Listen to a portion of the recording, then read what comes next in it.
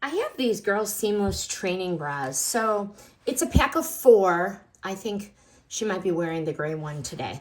This pack is the black, the skin tone, the white, and then a gray. And I know they have other basic colors, but the fabric is real stretchy. It's soft. And the reason why I bought these is because they need a little more in the cup. So you can remove the pad if you want, but my girls need a little more support.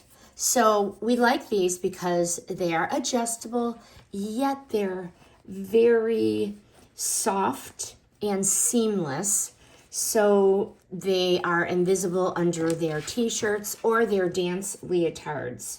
As I said, we like the adjustable straps. So one prefers looser, the other one prefers tighter, which really gives more support, and it works for both of the girls. And this strikes a balance between a training bra and a real bra. So I want to say this is like almost an A cup. So this is a 12-14. My daughters are usually in a size extra small, small in women's. And this gives them enough support. So I'm guessing this is about a 34A. And it really holds them in and gives them adequate support. So the girls sing praise to these bras. So I do highly recommend them. They're very nice, and I think we're good here.